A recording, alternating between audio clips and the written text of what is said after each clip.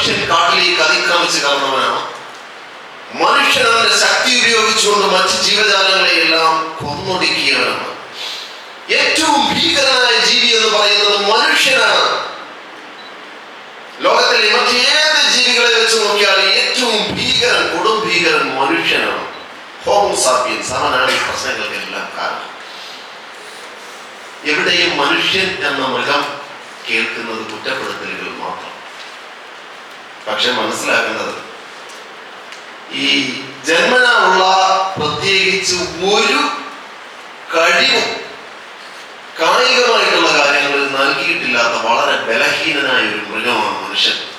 അതാണ് വാസ്തവം. ഒരു പുലിയെ പോലെ ഓടാൻ കഴിയില്ല, ഒരു കുരങ്ങിനെ പോലെ മരം കയറാൻ കഴിയില്ല, ഒരു ആനയെ പോലെ ശക്തിയില്ല, ഒരു കടുവയുടെ ശക്തമായ മസിലുള്ള കരങ്ങളോട് പിടിച്ചു നിൽക്കാൻ കഴിയില്ല. അതിന്റെ ക്ലാസ് അതുപോലെ വലിയ അതിന്റെ കൂർത്ത നഖങ്ങളില്ല, ചാടി വീഴാൻ കഴിയില്ല, ഒരു മാനിനെ പോലെ ഓടി രക്ഷപ്പെടാൻ കഴിയില്ല. സാധാരണ ബലഹീനനായ മനുഷ്യൻ മറ്റു മൃഗങ്ങളെ വെച്ച് നോക്കിയാൽ, എന്നാൽ അവൻ ഇന്ന് ഈ ഭൂമിയിൽ മറ്റു ജീവജാലങ്ങളുടെ മുകളിലേക്ക് അതീശ്വത്വം നേടിയെങ്കിൽ അതൊന്നും സമാധാനത്തിന്റെ സമമായ ചർച്ചകൾ ഏതെങ്കിലും ജീവികളോട് നടത്തിയിട്ടല്ല, യുദ്ധം ചെയ്ത് നേടിയതാ. Struggle for the survival of the fittest. യുദ്ധം ചെയ്ത് നേടിയതാ, ഒരു സംശയവും വേണ്ട.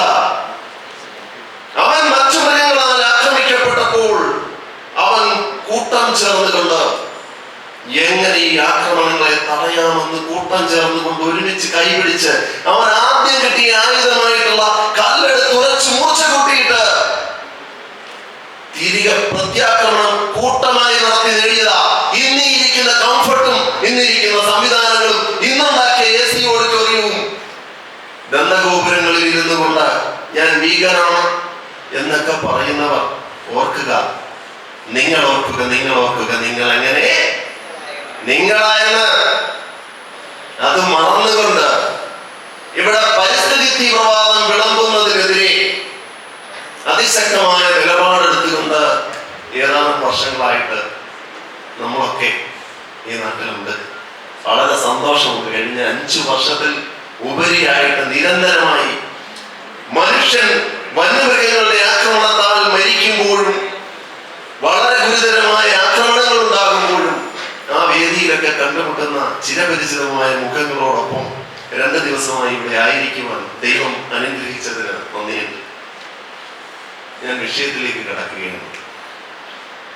നമ്മൾ പ്രതിസന്ധികളെ അഭിമുഖീകരിക്കുന്ന എന്തൊക്കെയാ പ്രതിസന്ധികൾ? ഒന്ന്, നമ്മൾ നിലനിൽക്കുന്ന നമ്മുടെ സ്വകാര്യ ഭൂമി എന്ന് പറയുന്ന സ്വകാര്യ ഭൂമികളിലേക്ക് വനനിയമങ്ങൾ അടിച്ചിറക്കിക്കൊണ്ടുവരുന്നു. ആ ഭൂമികളെ സാഹചര്യങ്ങൾക്കനുസരിച്ചുകൊണ്ട് ഉപയോഗിക്കുന്ന കാര്യത്തിൽ വ്യത്യസ്തമായ നിയമങ്ങൾ, സമത്വം വിഭാവനം ചെയ്യുന്ന ഭരണഘടനയുള്ള നമ്മുടെ നാട്ടിൽ സ്വകാര്യ ഭൂമികളിലേക്ക് വ്യത്യസ്തമായ നിയമങ്ങൾ കൊണ്ടുവന്നിട്ട് സാധാരണ മനുഷ്യന് അത് ഉപയോഗിക്കാൻ പോലും കഴിയാത്ത തരത്തിലേക്ക് മാറ്റിക്കൊണ്ട് അതിന്റെ മൂല്യത്തെ ഇങ്ങനെ ഇല്ലായ്മ ചെയ്തുകൊണ്ട് പട്ടണങ്ങളിൽ വസ്തുക്കളുടെ മൂല്യം 200-300 ഇരട്ടിയായി വർദ്ധിക്കുമ്പോൾ വനപ്രദേശങ്ങളിൽ അല്ലെങ്കിൽ സാധാരണ മനുഷ്യർ ജീവിക്കുന്ന സ്ഥലങ്ങളിൽ ഭൂമിക്ക് മൂല്യമേ ഇല്ലാത്ത അവസ്ഥയിലേക്ക് കൊണ്ടുവരുന്നു. ഇവിടെ സമത്വത്തെ അടിസ്ഥാനമാക്കി വേണമല്ലോ, ഭരണഘടനയെ അടിസ്ഥാനമാക്കി വേണമല്ലോ നമ്മൾ ഈ വിഷയങ്ങളിലേക്ക് ചിന്തിക്കാൻ. ഒന്നാമത്തെ വിഷയം, സ്വകാര്യ ഭൂമിയിലേക്ക് വനം ഇറക്കിക്കൊണ്ടുവരികയാണ്. സ്വകാര്യ ഭൂമിയിലേക്ക് വനം ഇറക്കിക്കൊണ്ടുവരികയാണ്. എങ്ങനെയാണ്? ഭൂമി ഏറ്റെടുത്തുകൊണ്ടല്ല, പകരം മരം മുറിക്കരുത്. എവിടത്തെ നിയമമാണ്? വനത്തിനുള്ളിലെ നിയമമാണ്, അല്ലേ? ഇന്നവിടെ കൃഷി ചെയ്യരുത്. എവിടത്തെ നിയമമാണ്? വനത്തിനുള്ളിലെ നിയമമാണ്. ഫോസിൽ ഇന്ധനങ്ങൾ പാടില്ല, വനത്തിലെ നിയമമാണ്. മണ്ണിളക്കരുത്, വനത്തിലെ നിയമമാണ്. അങ്ങനെ നിങ്ങൾ എന്ത് ചെയ്യരുത് എന്ന അരുതുകളുടെ റെസ്ട്രിക്ഷൻ കൊണ്ട് വന നിയമങ്ങളെ വനേതര ഭൂമിയിലേക്ക് ഇറക്കിക്കൊണ്ടുവരികയാണ്. സാധാരണ ഇത് എന്തിനു വേണ്ടിയിട്ടാണെന്ന് പറയുന്നത്? പബ്ലിക് ട്രസ്റ്റ് എന്ന് പറയുന്ന പൊതുസമൂഹത്തിന്റെ നന്മയ്ക്ക് വേണ്ടിയിട്ട് എന്ത് ചെയ്യുന്നു? ഇതിനെ അങ്ങനെ തന്നെ സംരക്ഷിക്കണം, വേർജിനായിട്ട് സംരക്ഷിക്കണം, കന്യകയായിട്ട് സംരക്ഷിക്കണം. എന്തിനെ? മലയോര മേഖലയിൽ താമസിക്കുന്ന മനുഷ്യന്റെ ഭൂമിയെ ഇങ്ങനെ വേർജിനായിട്ട് നിലനിർത്തണം. പബ്ലിക് ട്രസ്റ്റ് ഡോക്ടർ അങ്ങനല്ലേ സാറേ? അങ്ങനല്ലേ? ആരുടെ ചെലവിൽ വേണം? മലയോര മേഖലയിൽ താമസിക്കുന്ന സാധാരണ മനുഷ്യരുടെ ചെലവിൽ വേണം. അപ്പോൾ അവന് കോമ്പൻസേറ്റ് ചെയ്യണ്ടേ? നീ കംഫർട്ടായി ചാരികസേരയിൽ ഇരുന്നുകൊണ്ട് വരാന്തയിൽ ഇരുന്ന് ഫാനിന്റെ കീഴിൽ കാറ്റ് കൊള്ളുന്ന സമയത്ത് നിന്റെ പറമ്പിൽ ഒരാളെ നീ കൂലിക്ക് വെച്ച് പണി ചെയ്യിക്കുന്നുണ്ടെങ്കിൽ നീ അവൻ എന്ത് ചെയ്യണം? കൂലി കൊടുക്കണ്ടേ? വേണ്ടേ? വേണ്ടേ? കൊടുക്കണ്ടേ? കാരണം നീ അനുഭവിക്കുന്ന കംഫർട്ട്, നീ അനുഭവിക്കുന്ന സുഖ സൗകര്യങ്ങൾ ആരുടെ വിയർപ്പിന്റെ വിലയാ? ആ വെളിയിൽ നിന്ന് അധ്വാനിക്കുന്നവന്റെ വിയർപ്പിന്റെ വിലയാണെങ്കിൽ നീ അനുഭവിക്കുന്ന സുഖ സൗകര്യത്തിന് നീ എന്ത് ചെയ്യണം? നീ കോമ്പൻസേറ്റ് ചെയ്യണ്ടേ? അങ്ങനെ കോമ്പൻസേറ്റ് ചെയ്യുന്നുണ്ടാ മലയോര മേഖലയിൽ താമസിക്കുന്ന മനുഷ്യരോട്? തീരദേശ മേഖലയും അതിനേക്കാട്ടും കഷ്ടമാണ്. അപ്പോൾ ഒന്നാമത്തെ പൊതുബോധം മാറ്റേണ്ടത് എന്താണ്? മനുഷ്യൻ മനത്തിലേക്ക് കയറിയവനല്ല, മനുഷ്യൻ മനത്തിൽ നിന്ന് ഇറങ്ങിയവനാണ്. അതായത് പല റവല്യൂഷനെ സംബന്ധിച്ച് നമ്മൾ പഠിക്കുന്നുണ്ട്. പല തരത്തിൽ മനുഷ്യന്റെ ഈ കാലങ്ങൾ കൊണ്ടുള്ള പരിണാമങ്ങൾ. എനിക്ക് 11:30 വരെയല്ലേ സമയം? 11:30 അല്ലേ? 11:20. ഓക്കെ. അപ്പോൾ മനുഷ്യൻ ഈ തലമുറകളായി ഡെവലപ്പ് ചെയ്തു വന്നതിന്റെ ഇടയിൽ നമ്മൾ പല തരത്തിലുള്ള റവല്യൂഷൻസ് കണ്ടിട്ടുണ്ട്. അതിൽ ഏറ്റവും വലിയ ആദ്യത്തെ റവല്യൂഷൻ എന്ന് പറയുന്നത് അഗ്രികൾച്ചർ റവല്യൂഷൻ അല്ലേ? ആണോ? കാർഷിക വിപ്ലവമാണോ ആദ്യത്തെ? അതിനു മുൻപുണ്ട് കോഗ്നിറ്റീവ് റവല്യൂഷൻ എന്ന് പറയുന്നത്. അതിനു മുമ്പുള്ള റവല്യൂഷൻ മനുഷ്യൻ അവന്റെ കാഴ്ചശക്തിയും കേൾവിശക്തിയും ബുദ്ധിയും ഒക്കെ ഉപയോഗിച്ചുകൊണ്ട് ഒരുമിച്ച് ജീവിക്കാൻ തുടങ്ങിയ ആ റവല്യൂഷൻ. അതിനുശേഷമാണ് അഗ്രികൾച്ചർ റവല്യൂഷൻ, അതിനുശേഷമാണ് ഇൻഡസ്ട്രിയൽ റവല്യൂഷൻ, അതിനുശേഷമാണ് സയന്റിഫിക് റവല്യൂഷൻ, അതിനുശേഷമാണ് ആർട്ടിഫിഷ്യൽ ഇന്റലിജൻസിന്റെ ഇന്നത്തെ റവല്യൂഷൻ. അങ്ങനെ ഈ കാലങ്ങളായിട്ടുള്ള പരിണാമത്തിന്റെ ഇടയിൽ നമ്മൾ എന്നും ഒരു ദിവസം തീരുമാനിച്ചു, നമ്മൾ ഇനി ഇന്ന ഭാഗത്തേക്ക് കടക്കുന്നില്ല. പ്രകൃതികമായിട്ട് മനുഷ്യന് ആദിമകാലത്ത് എവിടെയും താമസിക്കാം, ഏത് മൃഗങ്ങളെയും വേട്ടയാടാം, ഏത് മൃഗങ്ങളോടും മല്ലയുദ്ധം നടത്താം, ഏത് മൃഗത്തെയും കീഴടക്കാം, ഭക്ഷ്യയോഗ്യമായി ഏത് മൃഗത്തെയും വേട്ടയാടി ഭക്ഷിക്കാം. അതാണ് ചരിത്രം പറയുന്നത് അല്ലേ? അതോ ചരിത്രം പറയുന്നത് വേട്ടയാടലില്ല എന്നാണോ? ശിലായുഗത്തിലെ ഗുഹാരേഖകളിൽ എഴുതപ്പെട്ടിരിക്കുന്നതൊക്കെ മനുഷ്യൻ മൃഗങ്ങളെ വേട്ടയാടുന്നതിൻ്റെതായ ചിത്രങ്ങളാ അല്ലേ? അതോ മനുഷ്യൻ കടുവായ്ക്ക് പൂ കൊടുക്കുന്നതിന് ചിത്രങ്ങൾ എവിടെയും എഴുതി വെച്ചിട്ടുണ്ടോ? ഉണ്ടോ? ഉണ്ടോ? ഇല്ലല്ലോ. അങ്ങനെയാണെന്നുണ്ടെങ്കിൽ ആദിമകാലം മുതൽ പ്രകൃതി മനുഷ്യന് നൽകിയിട്ടുള്ള സ്വയം പ്രതിരോധത്തിന്റെ അവകാശങ്ങളെ നമ്മൾ താഴെ വെച്ചിട്ട് നിയമം മൂലം സ്വയം പ്രതിരോധത്തിനുള്ള അവകാശം ഇല്ലാതാക്കിയ മനുഷ്യന്റെ മുകളിലേക്ക് പല തരത്തിലുള്ള നിയമങ്ങൾ, ഏറ്റവും കൂടുതലായിട്ട് wild life protection act, forest conservation act, Kerala forest act 1961 ഇതൊക്കെ ഡീറ്റെയിൽ ആയിട്ട് പറയണമെന്നുണ്ടെങ്കിൽ അപ്പുറത്ത് ബെല്ലടിക്കുന്ന സമയം കൊണ്ടൊന്നും പോരാതെ വരും. അത് കച്ചവടം ചെയ്ത് ഞാനൊക്കെ പറയുക. അപ്പോൾ ഒന്ന്, വനം ഇറക്കിക്കൊണ്ടുവരുന്നത് എങ്ങനെ? ആ സ്ഥലം, അതായത് പ്രൈവറ്റ് ഹോൾഡിംഗ്, സ്വകാര്യ ഭൂമികൾ, ആ സ്വകാര്യ ഭൂമികൾ വനം പോലെ നിലനിൽക്കണമെങ്കിൽ അവിടെ എന്തിനുള്ള സാഹചര്യം ഉണ്ടാകരുത്? ജനവാസമുള്ള മറ്റു സ്ഥലങ്ങളിൽ മനുഷ്യൻ ചെയ്യുന്ന ഒരു കാര്യങ്ങളും എവിടെ ചെയ്യരുത്? ആ പ്രദേശങ്ങളിൽ ചെയ്യാതെ ഇരിക്കുമ്പോൾ അത് എന്തായിക്കോളും? എന്തായിക്കോളും? ഗ്രാജുവലി അത് വനമായിക്കൊള്ളും. അപ്പോൾ ഞാൻ പറഞ്ഞത്, കസേരയിൽ കാൽ നീട്ടിയിരുന്ന് സുഖിക്കുന്നവൻ എന്ത് ചെയ്യുന്നില്ല? ഈ വനമാക്കപ്പെടുന്ന നഷ്ടപ്പെട്ടു പോകുന്ന ഭൂമിയുടെ യഥാർത്ഥ ഉടമസ്ഥൻ എന്ത് ചെയ്യുന്നില്ല? അവന് കോമ്പൻസേഷൻ കൊടുക്കുന്നില്ല, അവന് നഷ്ടപരിഹാരം കൊടുക്കുന്നില്ല. അവനെ കോമ്പൻസേറ്റ് ചെയ്യാതെ എന്ത് ചെയ്യുകയാണ്? നിലനിൽക്കാൻ കഴിയാത്ത തരത്തിൽ അതിന് വന്യജീവികളെ ഉപയോഗിച്ച് ജനവാസ മേഖലയിൽ നിന്നും മനുഷ്യനെ ഉന്മൂലനം ചെയ്തിട്ട്, മനുഷ്യനെ കുടിയിറക്കിയിട്ട് അവിടേക്ക് വനവൽക്കരണം നടത്തുമ്പോൾ നമ്മളെല്ലാം നമുക്ക് രക്ഷ വേറെ എവിടെ നിന്നെങ്കിലും വരും, രക്ഷകൻ ഇങ്ങനെ അവതരിച്ചു വരും എന്ന് നോക്കിയിരിക്കുക. ഈ 2000 വർഷങ്ങൾക്ക് മുമ്പ് ക്രിസ്തുവിന്റെ പിറവിയെ സംബന്ധിച്ച് നോക്കിയിരുന്നു, രക്ഷകൻ വരുന്നതിനെ സംബന്ധിച്ച്.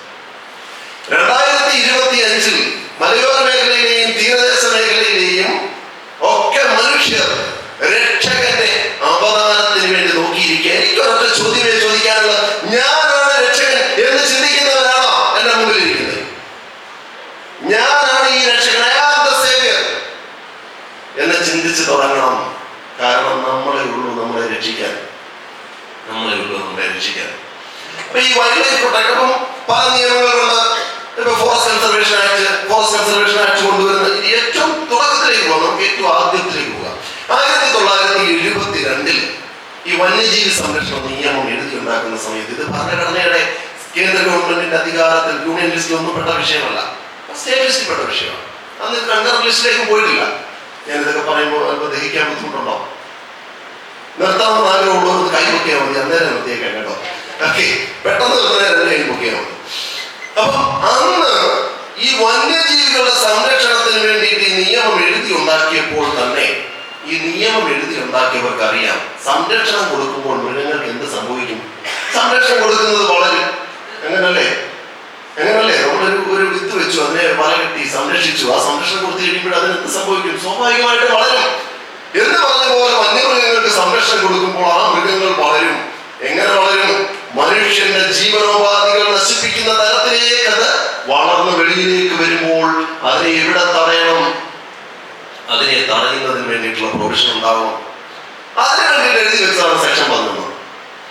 സെക്ഷൻ 11 പറയുന്നു, ജനവാസ മേഖലയിൽ അല്ലെങ്കിൽ കൃഷിഭൂമികളിൽ കൃഷിനാശം വരുത്തുന്ന മൃഗങ്ങളെ എന്ത് ചെയ്യാൻ? വേട്ടയാടുന്നതിന് അനുമതി കൊടുക്കുന്നതിന് വേണ്ടിയിട്ടുള്ള 2 സെക്ഷൻസ് അതിലേക്ക് കൊണ്ടുവന്നു.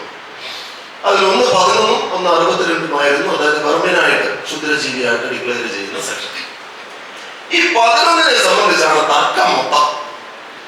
ഈ 11ൽ 2 സെക്ഷനുണ്ട്. ഈ 11(1) എയും ഉണ്ട്, 11(1) ബിയും ഉണ്ട്. ഈ 11(1) എ പറയുന്നത് കൃഷിനാശം വരുത്തുന്ന കാട്ടുപന്നി, കുരങ്ങ് അങ്ങനെയൊക്കെയുള്ള ജീവികളെ സംബന്ധിച്ചാണ്. രണ്ടാമത് പറയുന്നത് മനുഷ്യജീവന് അപകടകരമായ തരത്തിൽ വരുന്ന ഏത് മൃഗത്തെയും കൊല്ലുന്നതിന് അനുമതി ഏതൊരാൾക്കും കൊടുക്കുന്നതിന് സംസ്ഥാനത്തിന്റെ ചീഫ് വൈൽഡ് ലൈഫ് വാർഡന് അധികാരമുണ്ട് എന്ന് പറയുന്നു. ഞാൻ പറഞ്ഞത് മനസ്സിലായോ? ഇത് വന്യജീവി സംരക്ഷണ നിയമമാണെങ്കിൽ മുൻപുണ്ടായിരുന്ന ക്രിമിനൽ പ്രൊസീജിയർ കോഡ് സിമിലറായിട്ട് പുതിയ നിയമം വന്നു.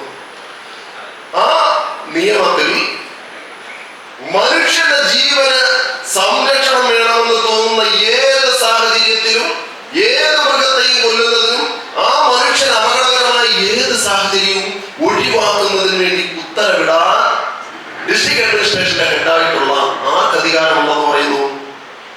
ആർക്ക് അധികാരമുണ്ട്? ജില്ലാ കളക്ടർക്ക് അധികാരമുണ്ട്. ഇന്നലെ ഇവിടെ സംസാരിച്ചു വന്ന ഒരു 2 പേര് കാട്ടുപോത്തിന്റെ വെട്ടേറ്റ് കോട്ടയത്ത് മരണപ്പെട്ട വിഷയത്തെ പറ്റി Shri Jose K Mani M P സൂചിപ്പിച്ചു. ഇതിനെതിരെ കേരള ഹൈക്കോടതിയിൽ ഒരു കേസ് വന്നു. ഈ കേസിൽ ഈ വന്യജീവി സംരക്ഷണ നിയമം സ്പെഷ്യൽ ആക്ട് ആണ്. അതുകൊണ്ട് അതിനെ സൂപ്പർസീഡ് ചെയ്തുകൊണ്ട് CRPC പോകില്ല, അത് ജനറൽ ആക്ട് ആണ്, അല്ലെ ജനറൽ ലോ ആണ് എന്നൊക്കെ പറഞ്ഞുള്ള വ്യാഖ്യാനം വന്നപ്പോഴേ ഇവിടുത്തെ ഏതെങ്കിലും രാഷ്ട്രീയക്കാർ പ്രതികരിച്ചോ? ഇവിടുത്തെ ഗവൺമെന്റ് അതിനെതിരെ അപ്പീൽ പോകാൻ തീരുമാനിച്ചോ? 1972 ഒരു വന്യജീവി സംരക്ഷണ നിയമം കൊണ്ടുവന്നു എന്ന് കരുതിക്കൊണ്ട് മനുഷ്യന്റെ ജീവൻ സംരക്ഷിക്കുന്നതിന് വേണ്ടിയിട്ട് ഡിസ്ട്രിക്ട് അഡ്മിനിസ്ട്രേഷന്റെ ഹെഡായിട്ടുള്ള കളക്ടറിൽ ഫലമേൽപ്പിച്ചിരിക്കുന്ന അധികാരം എടുത്തു കളയാനായിട്ട് റൈറ്റ് ഇല്ല എന്ന് ഇവിടുത്തെ ഏതെങ്കിലും നേതാക്കന്മാർ പറഞ്ഞോ? നമ്മളാരും ചോദ്യം ചെയ്തോ? ഏറ്റവും കൂടുതൽ ചൂഷണം ചെയ്യപ്പെടുന്നത് എന്തിനാണെന്ന് അറിയാമോ? നമ്മളെ അറിവില്ലായ്മയാണ് ചൂഷണം ചെയ്യപ്പെടുന്നത്. അപ്പോൾ വന്യജീവി സംരക്ഷണ നിയമത്തിന്റെ 11(1) എ വകുപ്പും 11(1) ബി വകുപ്പും ഒക്കെ ഈ മനുഷ്യന്റെ സ്വത്തിനും ജീവനും ഒക്കെ സംരക്ഷണം നൽകുന്നതിന് അധികാരം കൊടുക്കുന്നുണ്ട്. പക്ഷേ ആ നിയമം ഉണ്ടാക്കിയപ്പോഴതിലുള്ള ഏറ്റവും പ്രധാന പ്രശ്നം എന്താണെന്നറിയാമോ? ഈ മൃഗങ്ങൾക്ക് സംരക്ഷണം കൊടുക്കുന്നതിന് വേണ്ടി നിയമം എഴുതി ഉണ്ടാക്കിയപ്പോൾ അതായത് വന്യമൃഗങ്ങൾക്ക് സംരക്ഷണം കൊടുക്കുന്നതിന് നിയമം എഴുതി ഉണ്ടാക്കിയപ്പോൾ ഇതിന്റെ ഹാബിറ്റാറ്റ് എവിടെയാണ് എന്ന് ഫിക്സ് ചെയ്തില്ല. ഒരു വലിയ തർക്കം നടക്കുന്ന മേഖലയാണ്. എന്നെ കേട്ടുകൊണ്ടിരിക്കുന്ന നിങ്ങൾ എല്ലാവരും പല സംഘടനകളുടെയൊക്കെ നേതാക്കന്മാരാണ്. നിങ്ങൾ 100 നാവുകളായും ആ 100 നാവുകൾ 1000 നാവുകളായും സമൂഹത്തിലേക്ക് ഈ വിഷയങ്ങളെ സംബന്ധിച്ച് പഠിപ്പിച്ചു കൊടുക്കേണ്ടവരാണ്. അതുകൊണ്ട് ഞാൻ ഈ പറയുന്ന വിഷയം നിയമമൊക്കെ ആയതുകൊണ്ട് ഒരു വിരസത തോന്നുമെങ്കിലും നിങ്ങൾ സഹിക്കുക, വേറെ നിവൃത്തിയില്ല. നിയമം എനിക്ക് നിയമമായിട്ടല്ലേ പറയാൻ കഴിയും. ഓക്കെ, അപ്പോ ഇത് എവിടെയാണ് പ്രശ്നം വരുന്നതെന്ന് അറിയാമോ? ഈ വന്യജീവി സംരക്ഷണ നിയമത്തിനകത്ത് വന്യമൃഗങ്ങളുടെ ഹാബിറ്റാറ്റ് എവിടെയാണ് എന്ന് ഫിക്സ് ചെയ്യാതെ എല്ലാ പ്രദേശങ്ങളിലും എല്ലാ സ്ഥലങ്ങളിലും, അത് പ്രൈവറ്റ് ലാൻഡ് ആണെങ്കിലും പബ്ലിക് പ്രോപ്പർട്ടി ആണെങ്കിലും ഫോറസ്റ്റ് ആണെങ്കിലും റിസർവ് ഫോറസ്റ്റ് ആണെങ്കിലും പ്ലാന്റേഷൻ ആണെങ്കിലും എവിടെയാണെങ്കിലും വന്യജീവികൾക്ക് എന്ത് ചെയ്തു? ഈ നിയമപ്രകാരം സംരക്ഷണം കൊടുത്തു. അവിടെയാണ് പ്രതിസന്ധി. പക്ഷെ വന്യമൃഗങ്ങളുടെ ഹാബിറ്റാറ്റ് ഇപ്പോ ശ്രീ ഡിജോക്ക അദ്ദേഹത്തിന്റെ പ്രൈവറ്റ് ഹോൾഡിങ്സ് അതിനെ മതിൽ കെട്ടി തിരിച്ചിരിക്കുകയാണ് എന്ന് വിചാരിച്ചു, അല്ലേ? അതിന് ഉള്ളിലുള്ളത് അദ്ദേഹത്തിന്റെ സ്വകാര്യ ഭൂമിയാണ്, അല്ലേ? അതാണ് അദ്ദേഹത്തിന്റെ സ്വകാര്യ ഭൂമി. അതിനെ സംരക്ഷിക്കാനുള്ള അവകാശം അദ്ദേഹത്തിനുണ്ട്.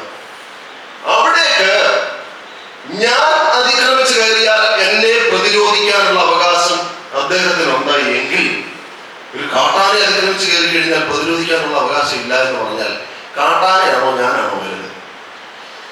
നമ്മൾ ആലോചിക്കുന്ന ചില പ്രശ്നങ്ങളാണ്. ഈ നിയമമൊക്കെ ഉണ്ടാക്കുമ്പോൾ നമ്മൾ വളരെ ശ്രദ്ധിച്ചിരിക്കേണ്ട കാര്യമാണ്. ഏറ്റവും വലിയ അഴിമതി നടക്കുന്നത് നിയമനിർമ്മാണത്തിലാണ്. അപ്പോൾ അങ്ങനെ വരുമ്പോൾ ഇതിനെ പ്രതിരോധിക്കാൻ കഴിയാത്ത അവസ്ഥയിലേക്ക് നിയമം ഉണ്ടാക്കിയപ്പോൾ കൈയടിച്ചവരൊന്നും ഈ നിയമത്തിന് മാറ്റം വരണമെന്ന് ആവശ്യപ്പെടുന്നില്ല. അപ്പോൾ നമ്പർ 1, വന്യമൃഗങ്ങളുടെ ഹാബിറ്റാറ്റ് എവിടെ നിർത്തണം? വനത്തിനുള്ളിൽ നിർത്തണം. അപ്പൊ ഇന്നലെ ചില പ്രിസംപ്ഷനെ സംബന്ധിച്ചൊക്കെ പറഞ്ഞത് പെട്ടെന്നൊന്നും മനസ്സിലായിട്ടുണ്ടാവാൻ സാധ്യതയില്ല.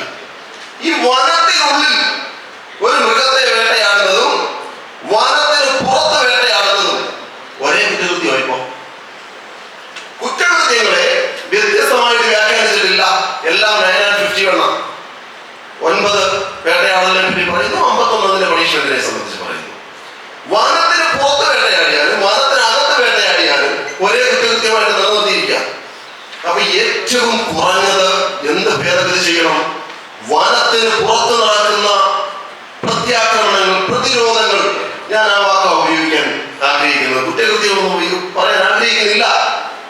വനത്തിന് പുറത്ത് വന്യമൃഗങ്ങളുമായിട്ട് മനുഷ്യൻ നിലനിൽപ്പിന് വേണ്ടിയിട്ട് നടത്തേണ്ടതായിട്ട് വരുന്ന പ്രതിരോധങ്ങളെ കുറ്റകൃത്യങ്ങളുടെ പട്ടികയിൽ നിന്ന് ഒഴിവാക്കുക തന്നെ വേണം.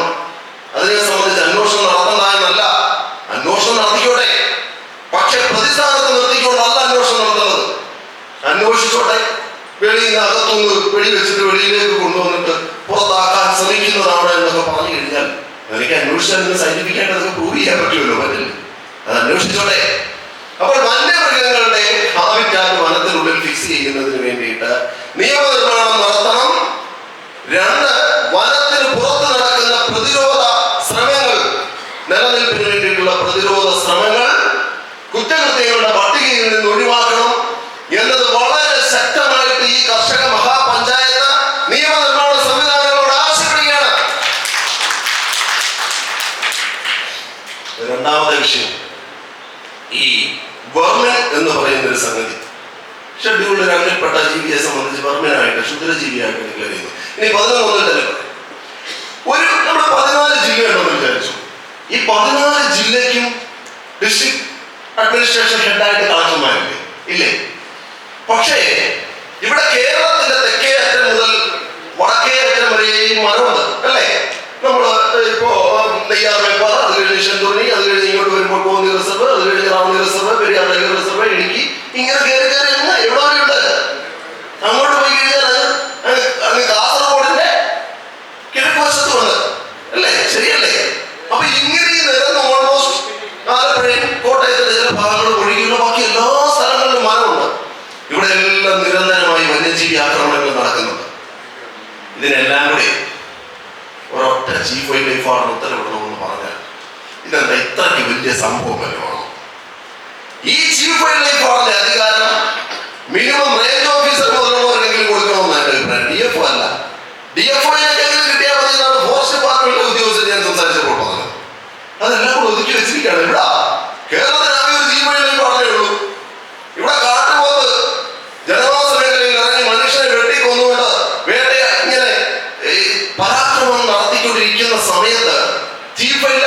ലൈഫ് പാർട്ണറെ വിളിച്ചു കഴിഞ്ഞാൽ ഇവരൊക്കെ അവരുടെ കംഫർട്ടിൽ ജീവിക്കുന്നവരാ.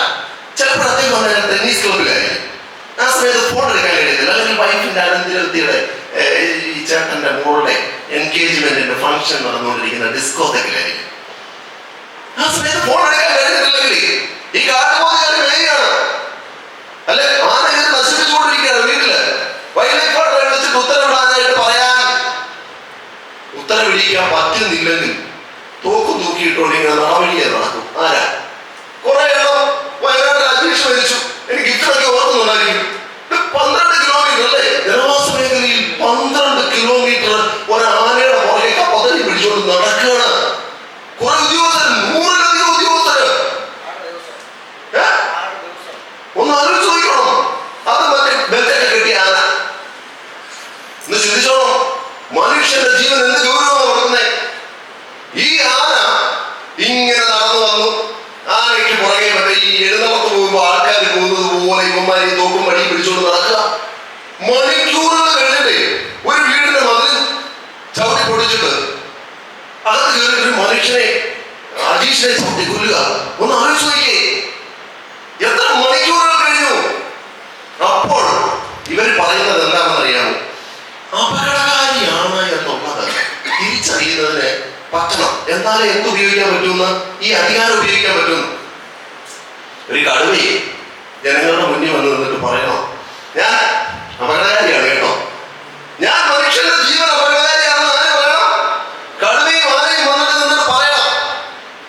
ഈ ഏകദേശം 2 ലക്ഷം വർഷങ്ങൾക്ക് മുമ്പാണ് ഞാൻ മുമ്പ് പറഞ്ഞ ഈ കോഗ്നിറ്റീവ് റവല്യൂഷൻ ഉണ്ടായതെങ്കിൽ ഈ 2025-ലും ബുദ്ധിസ്ഥിരത ഉറച്ചിട്ടില്ലാത്ത, അതായത് ഈ റവല്യൂഷൻ നടന്നിട്ടില്ലാത്ത, ഏറ്റവും ആദ്യം മനുഷ്യർക്ക് സംഭവിച്ചു എന്ന് പറയുന്ന വിപ്ലവം ഉണ്ടല്ലോ, അത് സംഭവിച്ചിട്ടില്ലാത്ത ആൾക്കാരാണ് നമ്മളെ ഭരിക്കുന്നതെന്ന് ആലോചിച്ചോണം.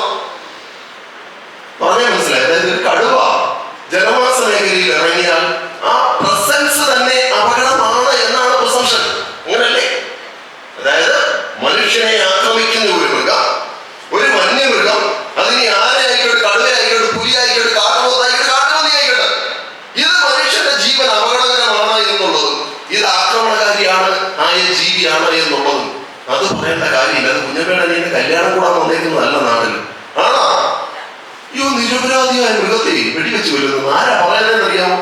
രാവിലെ മട്ടൻ ടിക്കായും കഴിച്ചിട്ടിരുന്നിട്ടാണ് പരിസ്ഥിതി തീവ്രവാദം വളർന്നത്. കാട്ടുപന്നിക്ക് ഒരു ജീവനില്ലേ? ഇവിടെ ഓരോ ദിവസവും ആയിരക്കണക്കിന് 10,000-കണക്കിന് ആടുകളും കോഴികളും താറാവുകളും ഗിനിപ്പന്നികളും പോത്തുകളും മത്സ്യങ്ങളും ഒക്കെ മനുഷ്യന്റെ ഭക്ഷണത്തിന് വേണ്ടിയിട്ട് കൊല്ലപ്പെടുക. അതിന്റെ ഒന്നും ജീവൻ ഒരു ജീവനെയല്ല. അതിനെപ്പറ്റി കരയണ്ട. ഞാൻ പലപ്പോഴും സംസാരിക്കുമ്പോൾ പലരും പറയാറുണ്ട്, 20 കിലോമീറ്റർ വനത്തിൽ നിന്ന് മാറിയിട്ടാണ് പത്തനാപുരത്ത് സുകുമാരൻ എന്ന് പറയുന്നയാളെ 62 കുത്തൊരു കാട്ടുപന്നി കുത്തി കൊലപ്പെടുത്തിയത്. ആ കാട്ടുപന്നിക്ക് ഒരു ജീവനില്ലേ എന്നൊക്കെ ചിലർക്ക് എഴുന്നള്ളിക്കുന്നത്. അപ്പൊ എന്റെ ചോദ്യം, ഈ കടുവ പുലിയെ പിടിക്കണമെന്ന്, കടുവ മാനിനെ പിടിക്കണമെന്ന് വിചാരിച്ചു. മാന് ജീവിയാണല്ലോ, മാനിന്റെ ജീവൻ പോകുന്നുണ്ടല്ലോ. അപ്പൊ കടുവ മാനിനെ പിടിക്കുമ്പോ മാനിന്റെ ജീവനല്ലേ?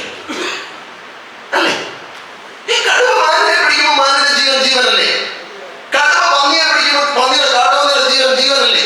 കടുവ കാട്ടുപോത്തിനെ പിടിക്കുമ്പോ കാട്ടുപോത്തിന്റെ ജീവനല്ലേ?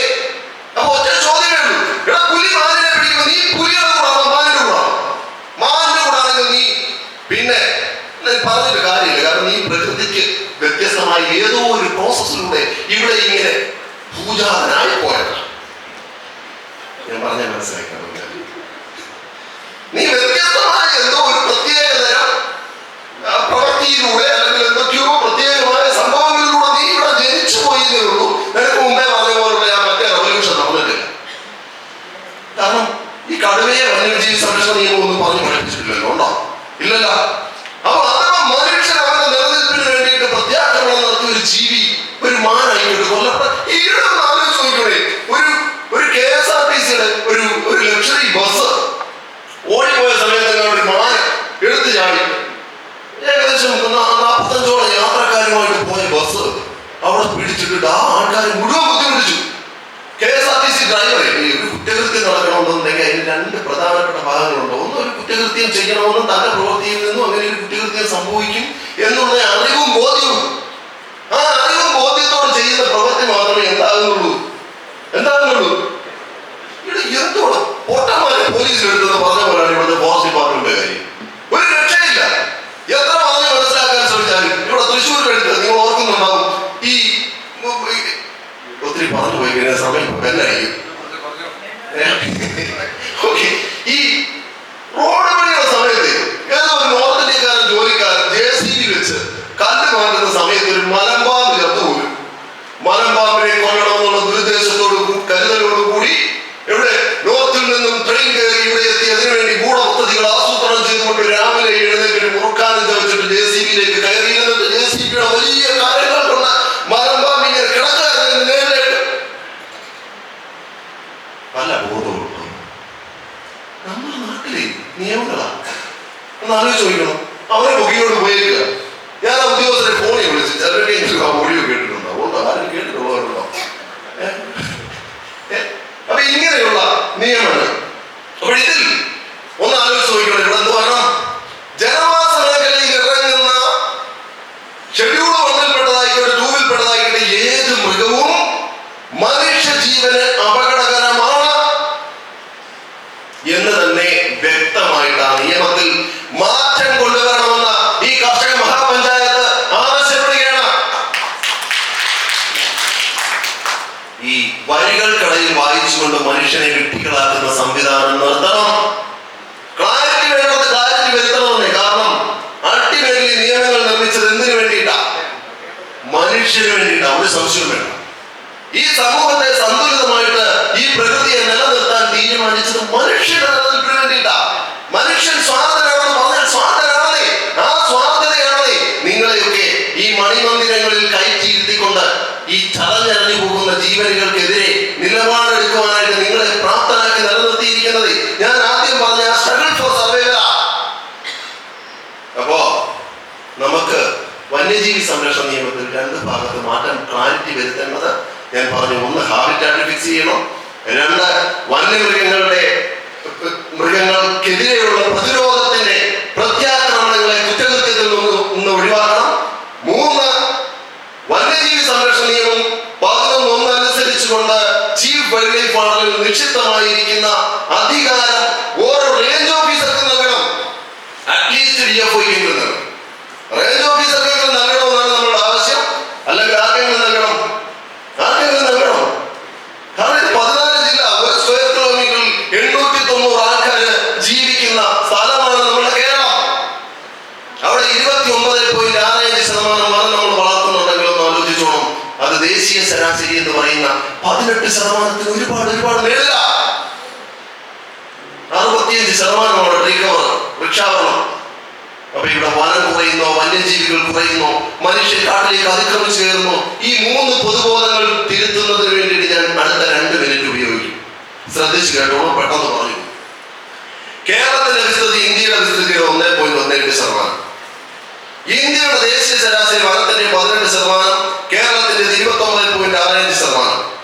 ഇന്ത്യയുടെ പോപ്പുലേഷൻ ഡെൻസിറ്റി സ്ക്വയർ കിലോമീറ്ററിന് 360 മുതൽ 390 വരെ ആണെങ്കിൽ കേരളത്തിൻ്റെത് 860 മുതൽ 880 വരെയാണ്.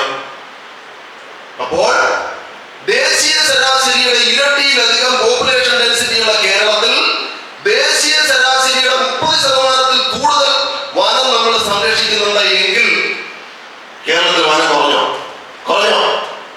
2008 മുതൽ 2018 വരെയുള്ള വർഷങ്ങളിൽ 20,000 ഹെക്ടർ വനഭൂമി കൂടിയിട്ടുണ്ട് എന്ന് നക്ഷത്ര ചിഹ്നങ്ങളുടെ ചോദ്യത്തിന് കേരള നിയമസഭയിൽ മറുപടി കൊടുത്തിട്ടുണ്ട്. 1952 കണക്കുകൾ ഡാറ്റ വെച്ച് നോക്കിക്കഴിഞ്ഞാൽ 2025 വനവിസ്തൃതിക്ക് യാതൊരു കുറവുമില്ല. കേരളത്തിൽ വനം കുറഞ്ഞോ? ദേശീയ ശരാശരി ഈ വനത്തിനുള്ളിലും പുറത്തുമായി നിൽക്കുന്ന വൃക്ഷങ്ങളുടെ ദേശീയ ശരാശരി 22%, കേരളത്തിൽ ഇത് 65%. ഏറ്റവും കൂടുതൽ മരണങ്ങൾ നടക്കുന്ന വയനാട്ടിലെ വൃക്ഷാവരണം എത്രയാണെന്ന് അറിയാമോ? 84% വൃക്ഷാവരണമാണ്. അവിടെയാണ് എന്തുകൊണ്ട് പോയി വെക്കാൻ പറയുന്നത്? മരം കൊണ്ട് വെക്കാൻ പറയുന്നത്. അവിടെ ഒരു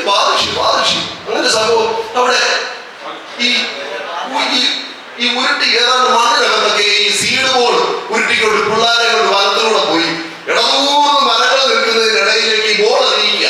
എന്നിട്ട് പിള്ളേരോട് പറഞ്ഞു കൊടുക്കുക, നിങ്ങൾ ഈ എറിയുന്ന ഈ ബോളുകളൊക്കെ ഈ നാളെ വലിയ വലിയ വൃക്ഷങ്ങളാണ്. എവിടാ 84% വൃക്ഷാവരണമുള്ള ഇടുക്കി പോലെയുള്ള പത്തനംതിട്ട ജില്ല 54% റിസർവ് ഫോറസ്റ്റാണ്. ട്രീ കവർ 80%, 74 മുതൽ 80% വരെ ട്രീ കവർ, 54% മരമുള്ള പത്തനംതിട്ട ജില്ലയിലെ മരം വെയ്പ്പ് ഉത്സവം നടക്കുക. ജൂൺ മാസം 5-ാം തീയതി ആകുമ്പോഴേക്ക് എല്ലാവരും കൂടെ മരം നടലാണ്. എന്റെ കല്ലടിയിൽ നോക്കണം, നിങ്ങൾ നോക്കിക്കുക. അപ്പൊ അവിടെയും കൊണ്ടുവന്നെന്താ, അവിടെയും മരം നടൽ മഹോത്സവം. മുട്ടറ്റം വരെ വയറ് കിടക്കുന്നവർക്ക് ഒരു കാർപ്പറ്റൊക്കെ വിരിച്ചിട്ടിരുന്നിട്ടേ കഴിഞ്ഞ വർഷം മരം വെച്ച അതേ കുഴിയിൽ വീണ്ടും അലവാൻ വെച്ചൊരു കുഴി എടുത്തിട്ട് ഒരു കുറ്റി തിരിച്ചു നാട്ടി വെച്ചേക്കുക. കാരണം അവൻ നോക്കുമ്പോ ഇലയാണല്ലോ ആദ്യം ഉണ്ടാകേണ്ടത്. അപ്പൊ ആദ്യം വളം അതിന് കിട്ടിക്കോട്ടെന്ന് പറഞ്ഞ് തലതിരിച്ച് ഈ കുഴിയിലോട്ട് നട്ടു വെച്ചേക്കുക. അടുത്ത വർഷം വീണ്ടും അവിടെ നടുക എന്ന് ആലോചിച്ചോളൂ. അവിടെ പോയി കിടന്ന് വാപ്പൊളിച്ചിരുന്ന് അവിടെ പോയിരുന്നു ഉറങ്ങിയേക്കരുത്. കാരണം ഇവന്മാര് വാങ്ങിക്കൊണ്ട് മരം വെച്ചിട്ടുണ്ട്. പറഞ്ഞു മനസ്സിലായോ? അപ്പൊ ഇങ്ങനെ ഒരു തെറ്റായ പരിസ്ഥിതിവാദം. ഇന്നലെ സാർ ക്ലാസ് എടുത്തപ്പോൾ കൃത്യമായിട്ട് പറഞ്ഞിട്ടുണ്ടാവും, നമുക്ക് ഓക്സിജൻ തരുന്ന മരങ്ങളല്ലെന്ന്. പലരും ഇവിടെ നിന്ന് ഞെട്ടിയെന്ന ഇവിടെ വടക്കൻ സാറൊക്കെ പറഞ്ഞത്. പലരും കസേരയിൽ കളരുന്നേ കണ്ട്. കാരണം ഇന്നലെ അവരെ വിചാരിച്ചിരുന്നത് എന്താണെന്നറിയോ, ഇവിടെ ഈ മരമല്ലേ ഓക്സിജൻ തരുന്നത്. രാവിലെ ജോലിക്ക് പോകാൻ ഇറങ്ങുന്ന സമയത്ത് മുറ്റത്ത് ഇരിക്കുന്ന മരത്തിന് ഒരു ഉമ്മ കൊടുത്തിട്ട് ഭാര്യയെ തിരിഞ്ഞു പോലും നോക്കാതെ പോകുന്ന കലാകാരന്മാർ ഇവിടെ. ഓക്സിജൻ തരുന്നല്ലേ. ഞാൻ പറഞ്ഞ ഭാഗം മനസ്സിലായി. തീരദേശ മേഖലയിലെ പ്രതിസന്ധിയിലേക്ക്. അപ്പോൾ ഞാൻ ഈ പറഞ്ഞ 3 പൊതുബോധങ്ങൾ. ഒന്ന് എന്താണ്? വനം കുറഞ്ഞിട്ടില്ല. 2 വന്യജീവികളുടെ എണ്ണം കുറഞ്ഞിട്ടില്ല. 3 മനുഷ്യൻ വനത്തിനുള്ളിലേക്ക് അതിക്രമിച്ച് കയറിയിട്ടില്ല. നമ്മള് വന്യജീവി ആക്രമണം ചർച്ച ചെയ്യപ്പെടേണ്ട വിഷയമാണ്. ഇക്കോളജിക്കലി സെൻസിറ്റീവ് ഏരിയ എന്ന് പറയുന്ന ESAയുടെ പ്രശ്നങ്ങൾ ചർച്ച ചെയ്യപ്പെടേണ്ട വിഷയമാണ്. ഇക്കോളജിക്കലി സെൻസിറ്റീവ് സോൺ എന്ന് പറയുന്ന ബഫർ സോണിന്റെ വിഷയം ചർച്ച ചെയ്യപ്പെടേണ്ട വിഷയമാണ്. EFA എന്ന് പറയുന്ന ഇക്കോളജിക്കലി ഫ്രജൈൽ ലാൻഡിന്റെ വിഷയം ചർച്ച ചെയ്യപ്പെടേണ്ട വിഷയമാണ്. അതുപോലെ തന്നെ 1971 Kerala private forest vesting and assignment act എന്ന് പറയുന്ന ഒരു ആക്ട് കൊണ്ടുവന്നത് എന്തിനു വേണ്ടിയിട്ടാണെന്ന് അറിയാമോ? കോഴിക്കോട് മേഖലകളിലൊക്കെ ഒരുപാട് എനിക്ക് തോന്നുന്നു അതിന്റെ ഒരു രക്തസാക്ഷിയാണ് നമ്മളുടെ സംഘാടകരിൽ. ഈ നിയമം കൊണ്ടുവന്നത് ഈ കൃഷിഭൂമി കൃഷിക്കാർക്ക് വിട്ടുകൊടുക്കുന്നതിന് വേണ്ടി കൃഷി ചെയ്യാതെ വനമായി കിടക്കുന്ന ഭൂമികളെ കൃഷി ചെയ്യുന്നതിന് വേണ്ടി കൃഷിക്കാരന് വിട്ടുകൊടുക്കുന്നതിന് വേണ്ടിയിട്ട് അതിന്റെ ഉടമസ്ഥനിൽ നിന്നും പിടിച്ചെടുത്തിട്ട് എന്ത് ചെയ്യണം? കൃഷിക്കാരന് വിട്ടുകൊടുക്കണം കൃഷി ചെയ്യുന്നതിന് വേണ്ടിയിട്ട്. അങ്ങനെ വിട്ടുകൊടുക്കുന്നതിന് വേണ്ടിയിട്ട് പിടിച്ചെടുക്കുന്ന ഭൂമികളുണ്ടല്ലോ, ഈ ഭൂമികളിലേക്ക് പിന്നെ ആരിൽ നിന്ന് പിടിച്ചെടുത്തു അപ്പം വീണ്ടും പോയി കയ്യേറ്റം നടത്തരുതല്ലോ. അതിനു വേണ്ടിയിട്ട് ഇത് ആരെ സൂക്ഷിക്കാൻ ഏൽപ്പിച്ചു? ഫോറസ്റ്റ് ഡിപ്പാർട്ട്മെന്റിനെ ഏൽപ്പിച്ചു. അപ്പൊ അന്ന് ആലോചിച്ചോണം. ഇപ്പോഴും അത് തെറ്റിദ്ധാരണയുണ്ട്. ഈ ഫോറസ്റ്റ് ഉദ്യോഗസ്ഥർ സെൻട്രൽ ഗവൺമെന്റ് ഉദ്യോഗസ്ഥന്മാരാണ്. സെൻട്രൽ ഗവൺമെന്റ് ഉദ്യോഗസ്ഥന്മാരൊന്നുമല്ല. ഫോറസ്റ്റ് ഉദ്യോഗസ്ഥർ എന്ന് പറയുന്നത് സ്റ്റേറ്റ് ഗവൺമെന്റിന്റെ ജോലിക്കാർ തന്നെ. നമ്മളെ ശമ്പളം കൊടുക്കുന്നത്, നമ്മൾ ശമ്പളം കൊടുക്കുന്ന ഉദ്യോഗസ്ഥർ തന്നെയാണ് എന്താ മന്ത്രി പറഞ്ഞിട്ട് അനുസരിക്കുന്നില്ല എന്ന് പറയുന്നത്. ഞാൻ അതിലേക്ക് വരാം. അപ്പൊ തൽക്കാലത്തേക്ക് ഒരു സംരക്ഷണത്തിന് വേണ്ടിയിട്ട് ഇതാരെ ഏൽപ്പിച്ചു? ഫോറസ്റ്റ് ഡിപ്പാർട്ട്മെന്റിനെ ഏൽപ്പിച്ചു. എന്നിട്ട് ആ പിടിച്ചെടുക്കുന്ന ഭൂമികളിൽ വീണ്ടും അതിക്രമിച്ച് കയറിയാൽ അതിക്രമിച്ച് കയറുന്നവർക്കെതിരെ കേസ് എടുക്കുന്നതിന് വേണ്ടിയിട്ട് ഒരു വകുപ്പ് വേണമല്ലോ. അല്ലെങ്കിൽ കേസ് എടുക്കാൻ പറ്റില്ലല്ലോ. കാരണം കേസ് എടുക്കണമെങ്കിൽ എന്ത് വേണം? നിയമം വേണം. നിയമത്തിന്റെ ലംഘനം ഉണ്ടായാൽ മാത്രമേ എന്ത് ചെയ്യാൻ പറ്റൂ? കേസ് രജിസ്റ്റർ ചെയ്യാൻ പറ്റൂ. അങ്ങനെ കേസ് രജിസ്റ്റർ ചെയ്യുന്നതിന് വേണ്ടിയിട്ട് മാത്രം ഈ ഭൂമികൾക്ക് താൽക്കാലികമായിട്ട് റിസർവ് വനം എന്നുള്ള അല്ലെങ്കിൽ റിസർവിന്റെ സ്റ്റാറ്റസ് കൊടുത്തു. ഞാൻ പറഞ്ഞ മനസ്സിലായോ? പിടിച്ചെടുക്കുന്ന ഭൂമികൾ ഫോറസ്റ്റ് ഡിപ്പാർട്ട്മെന്റിനെ സൂക്ഷിക്കാൻ ഏൽപ്പിക്കുന്നു. ആ സൂക്ഷിക്കാൻ ഏൽപ്പിക്കുന്ന ആ സമയത്ത് ആ ഭൂമികൾക്ക് റിസർവ് എന്ന് പറയുന്ന സ്റ്റാറ്റസ് കൊടുത്തു. അതിലേക്ക് വീണ്ടും അതിക്രമിച്ച് കയറിയാൽ ഫോറസ്റ്റ് ആക്ട് 1961 27-ാം വകുപ്പ് അനുസരിച്ച് ഫോറസ്റ്റിലേക്ക് റെസ്പോൺസ് ചെയ്യുന്ന അതേ സെക്ഷൻ വെച്ചുകൊണ്ട് കേസ് എടുക്കാനായിട്ട് അനുവാദം കൊടുക്കും. ഞാൻ പറയുന്നത് മനസ്സിലാവുന്നുണ്ടല്ലോ. അപ്പൊ അത് ഒരു ഘട്ടം. അപ്പൊ ഇത് എന്തിനു വേണ്ടിയിട്ടാണ്? അൾട്ടിമേറ്റ്ലി ആ നിയമത്തിന്റെ ഒബ്ജക്റ്റീവ് ക്ലോസിൽ പറയുന്നു, വ്യക്തമായിട്ട് പറയുന്നു, കൃഷി ചെയ്യാതെ വനം പോലെ കിടക്കുന്ന ഭൂമികൾ കൃഷിയോഗ്യമാക്കുന്നതിന് വേണ്ടി കർഷകന് പതിച്ചു നൽകുന്നതിന് വേണ്ടിയിട്ട് മാത്രമാണ് രാജ്യമാണ് ഇത് ഏറ്റെടുക്കുന്നത് എന്നതിന്റെ ഒബ്ജക്റ്റീവ് ക്ലോസിൽ പറയും. ഇങ്ങനെ ഇരിക്കുമ്പോൾ ഈ പതിച്ചു കൊടുക്കുന്ന പ്രോസസ്സൊക്കെ നമ്മുടെ നാട്ടിലെ ഈ എക്സിക്യൂട്ടീവ് സംവിധാനമാണല്ലോ, നമ്മുടെ നാട്ടിലെ ഉദ്യോഗസ്ഥരുടെ സംവിധാനമാണല്ലോ. മാത്യു മണികാട് കമ്മിറ്റിയുടെ റിപ്പോർട്ട് അനുസരിച്ചുകൊണ്ട് ആ പട്ടയം കൊടുക്കാൻ തീരുമാനിച്ച് വർഷം 60 ഇതുവരെ പട്ടയം കൊടുത്ത് തീർന്നിട്ടില്ല. അപ്പൊ ഈ ഉദ്യോഗസ്ഥര് പിടിച്ചെടുക്കൽ പെട്ടെന്ന് തന്നെ നടത്തി, എളുപ്പമുള്ള പണിയാണല്ലോ. പക്ഷെ ഈ പതിച്ചു കൊടുക്കൽ എന്ത് ചെയ്തില്ല? പതിച്ചു കൊടുക്കൽ പരിപാടി നടത്തിയില്ല. ഇങ്ങനെ ഇരിക്കുകയാണ് 1976 വനവും പരിസ്ഥിതിയും സംസ്ഥാനത്തിന്റെ പട്ടികയിൽ നിന്ന് നേരെ എടുത്തിട്ട് എങ്ങോട്ടിട്ടു? കേന്ദ്രത്തിന്റെ അല്ല, കൺകറന്റ് ലിസ്റ്റ് കേന്ദ്രത്തിന്റെ ലിസ്റ്റാണെന്നൊരു തെറ്റിദ്ധാരണയുണ്ട്. കേന്ദ്രവും സംസ്ഥാനവും നിയമം ഉണ്ടാക്കുന്നതിന് വേണ്ടിയിട്ട് രണ്ടുപേർക്കും അനുവാദമുള്ള പട്ടികയാണ് കൺകറന്റ് ലിസ്റ്റ്. അവിടേക്ക് എടുത്തു. ആ ലിസ്റ്റിലേക്ക് എടുത്തിട്ടതിന് ശേഷം, അതായത് ആ ലിസ്റ്റിൽ നമ്മൾ മനസ്സിലാക്കുന്നത് ഈ ഭരണഘടനയിൽ ആ ലിസ്റ്റിൽ പറയുന്ന, അതായത് വിഷയങ്ങളുടെ പട്ടികയിൽ പറയുന്ന വിഷയങ്ങളെ ബേസ് ചെയ്ത് മാത്രമേ നിയമനിർമ്മാണം സാധ്യമാകൂ. ഭൂവിനിയോഗം എന്ന് പറയുന്നത് ഇപ്പോഴും സംസ്ഥാന പട്ടികയിലാണ്. അപ്പൊ ഇത് കൺകറന്റ് ലിസ്റ്റിൽ ഇട്ടതിന് ശേഷം 1980 ഫോറസ്റ്റ് കൺസർവേഷൻ ആക്ട് പാസ്സാകുന്നു. കേന്ദ്ര നിയമം വരുന്നു. അതിന്റെ സെക്ഷൻ 2 വനം ആയി പതിച്ചു കൊടുത്ത് അല്ലെങ്കിൽ വനം എന്ന് രേഖപ്പെടുത്തിയിട്ടുള്ള അല്ലെങ്കിൽ വനഭൂമി മറ്റ് ആവശ്യങ്ങൾക്ക് നൽകണമെന്നുണ്ടെങ്കിൽ ആരുടെ പെർമിഷൻ വേണം? കേന്ദ്രത്തിന്റെ അനുമതി വേണം എന്നൊരു ക്ലോസ് കൊണ്ടുവരുന്നു. രസം മനസ്സിലായിക്കോണം. 1971 ഈ നിയമം കൊണ്ടുവരുമ്പോൾ ഈ പിടിച്ചു കൊടുത്ത് ഫോറസ്റ്റുകാരെ സൂക്ഷിക്കാൻ ഏൽപ്പിച്ച ഭൂമിയുടെ സ്റ്റാറ്റസ് എന്തുവാ? അതിനു മുമ്പ് പ്രൈവറ്റ് ഹോൾഡിംഗ്. പറഞ്ഞു മനസ്സിലായി? വനഭൂമി അല്ല. അപ്പൊ റിസർവ് എന്ന് പറഞ്ഞ് സ്റ്റാറ്റസ് ആക്കി കൊടുക്കുന്നത് എന്തിനു വേണ്ടിയിട്ടാണ്? കേസ് എടുക്കാൻ വേണ്ടിയിട്ട് മാത്രം. അന്ന് വനംവകുപ്പ് എന്ന് പറയുന്ന സംസ്ഥാനത്തിന് മാത്രം അധികാരമില്ല. ഈ ഭൂമികളിലൂടെ എന്തിന്റെ റൈഡർ കയറ്റിക്കൊണ്ട് വന്നു? 1980 ഉണ്ടാക്കിയ ഫോറസ്റ്റ് കൺസർവേഷൻ ആക്ടിന്റെ റൈഡർ കയറ്റിക്കൊണ്ട് വന്നിട്ട് ആശാമാര് പറയുകയാണ്, എന്താ റിസർവ് വനമാ? കേരളത്തിൽ ലക്ഷക്കണക്കിന് ആൾക്കാർ ഒരു തുണ്ട് ഭൂമിയില്ലാതെ ആദിവാസികൾ ഉൾപ്പെടെ സമരം ചെയ്യുമ്പോൾ കേരളത്തിന്റെ റവന്യൂ ഭൂമി ലക്ഷക്കണക്കിന് ഹെക്ടർ ഭൂമി വനം വകുപ്പ് അന്യായമായി കൈവശം വെച്ചിരിക്കുകയാണ്. 2025 മെയ് മാസം 12-ാം തീയതി നടക്കുന്ന ഈ കർഷക മഹാപഞ്ചായത്ത് ആവശ്യപ്പെടുന്നു 1971 Kerala private forest vesting and assignment act പ്രകാരം പിടിച്ചെടുത്തുള്ള മുഴുവൻ ഭൂമിയും ഫോറസ്റ്റ് ഡിപ്പാർട്ട്മെന്റ് വനം വകുപ്പിന് വിട്ടുകൊടുക്കണം. തിരിച്ച് വനം വകുപ്പ് ഗവൺമെന്റിന് വിട്ടുകൊടുക്കണം. ഒരു വിട്ടുവീഴ്ചയില്ലാതെ വരികയാണ്. Kerala private forest vesting and assignment act അനുസരിച്ചുകൊണ്ട് കേരളത്തിൽ പിടിച്ചെടുത്ത് കർഷകന് പതിച്ചു കൊടുക്കാൻ പിടിച്ചെടുത്തിട്ട് സൂക്ഷിക്കാൻ വേണ്ടി മാത്രം വനം വകുപ്പിനെ ഏൽപ്പിച്ചിട്ടുള്ള ലക്ഷക്കണക്കിന് ഹെക്ടർ ഭൂമികൾ തിരിച്ച് റവന്യൂവിന്, കേരള സംസ്ഥാനത്തിന്റെ റവന്യൂ വകുപ്പിന് വിട്ടുകൊടുക്കണം എന്ന് വളരെ ശക്തമായിട്ട് ഈ കർഷക മഹാപഞ്ചായത്ത് ആവശ്യപ്പെടുകയാണ്. ഞാൻ പറഞ്ഞത് എതിലേക്ക് കയറി പോകുന്നതെന്ന് മനസ്സിലായി. ഇത് എന്തെങ്കിലും ചാനൽ ഉണ്ടെങ്കിൽ റെക്കോർഡിംഗ് ആണ്, ലൈവാണ്. ഏതെങ്കിലും വനംവകുപ്പിന്റെ ഉദ്യോഗസ്ഥൻ വന്ന് ഒരു കസേര എപ്പോഴും ഇട്ടിട്ട് അഡ്വക്കേറ്റ് യൂണിയൻ ഒരു പറഞ്ഞത് മുഴുവൻ വിവരക്കേടാണ്, നേരെ തിരിച്ചാണെന്ന് പറയാം. വാ, നമുക്ക് സംസാരിക്കാം, നമുക്ക് തർക്കിക്കാം, നമുക്ക് സംസാരിക്കാം. ശരിയാണെന്ന് ബോധ്യപ്പെട്ടാൽ ചെയ്താൽ മതി. 1961 കേരള ഫോറസ്റ്റ് ആക്ട്, അന്ന് അത് വളരെ വ്യക്തമായ നല്ല ഉദ്ദേശത്തോടു കൂടി കൊണ്ടുവന്ന നിയമമാണ്. ഇനി ഈ അനാവശ്യമായിട്ട് റവന്യൂ നിയമം സമയം കഴിഞ്ഞില്ലേ? കഴിഞ്ഞില്ലേ?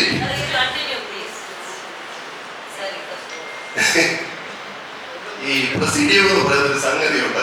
ഇത് അനുവദിക്കാതെ ഒന്നും ചെയ്യാൻ പറ്റില്ല. എന്തോ സാറേ, സംഗതികളെ അപ്സെറ്റ് ചെയ്ത് കഴിഞ്ഞാല് ഒരു മോഡലിൽ പോകണം. ഓക്കെ, അപ്പൊ ഇനി പറഞ്ഞു പോയാൽ ഇതിനെപ്പറ്റി എല്ലാം സംസാരിക്കണമെന്നുണ്ടെങ്കിൽ ഞാനെന്താ പറഞ്ഞ ചർച്ചയിൽ പറഞ്ഞ പോലെ കിടക്കുകയാണ്. അപ്പൊ ഇത് വന്യജീവി സംരക്ഷണ നിയമത്തെ പറ്റി പറഞ്ഞു, private forest vesting and assignment ആക്ടിനെ പറ്റി പറഞ്ഞു. ഈ അടുത്തൊരു സംഗതി EFL, ഇക്കോളജിക്കലി ഫ്രജൈലാകെ ഇവിടെ ഏതോലും വെച്ച് കച്ചത്തിൽ ഡയറി വെച്ചിട്ട് തെക്ക് വടക്ക് നടന്നിട്ടുണ്ട്. അവിടെ ഒരു മരം വടക്കോട്ട് ചരിഞ്ഞിരിക്കുന്നു, അതുകൊണ്ട് ആ സൈഡ് ഇടുങ്ങി പോരുന്നേ ചേർത്തേക്കുക. എന്തിനാ? EFL 10 നയാ പൈസ കൊടുക്കാതെ കേരളത്തിൽ 10,000 ഹെക്ടർ ഭൂമിയാണ് EFL ഉൾപ്പെടുത്തി ചലിപ്പിക്കാൻ അനുവദിക്കാതിരിക്കുന്നത്. ആലോചിച്ച് നോക്കി. മാറ്റം വരണം. മാറ്റം വരണം. EFL ആയിട്ട് മാറ്റിയിട്ടിട്ട് കർഷകനെ അല്ലെങ്കിൽ അതിന്റെ ഉടമസ്ഥനെ അനുഭവിക്കാൻ അവകാശം കൊടുക്കാത്ത ഭൂമികൾക്ക് തുല്യമായിട്ടുള്ള കോമ്പൻസേഷൻ കൊടുക്കണമെന്നും അല്ലെങ്കിൽ ആ ഭൂമി ഉപയോഗിക്കത്തക്ക തരത്തിലേക്ക് തിരിച്ചു വിട്ടു നൽകണമെന്നും ഈ കർഷക മഹാപഞ്ചായത്ത് ആവശ്യപ്പെടുകയാണ്. ഈ അടുത്ത വിഷയത്തിലേക്ക് പോയാൽ ഞാൻ പെട്ടെന്ന് പറഞ്ഞു പോകാം. 5 മിനിറ്റ് നിങ്ങളുടെ ദാക്ഷിണ്യം കൂടി കിട്ടിയതാണ്. അപ്പം പല പ്രതിസന്ധികളിലൂടെ നമ്മൾ കടന്നു പോകുമ്പോൾ ecologically sensitive zone, buffer zone ഒന്ന് ആലോചിച്ച് നോക്കിക്കോണം.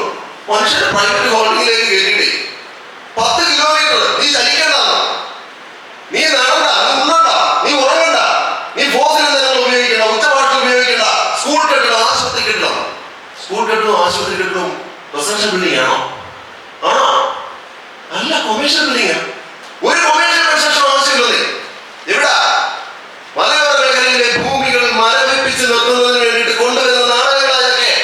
ഇത് മനസ്സിലാക്കാനായിട്ട് കണ്ണും കാതും തുറന്നു വെച്ച് മനസ്സിലാക്കാൻ തയ്യാറാവണം.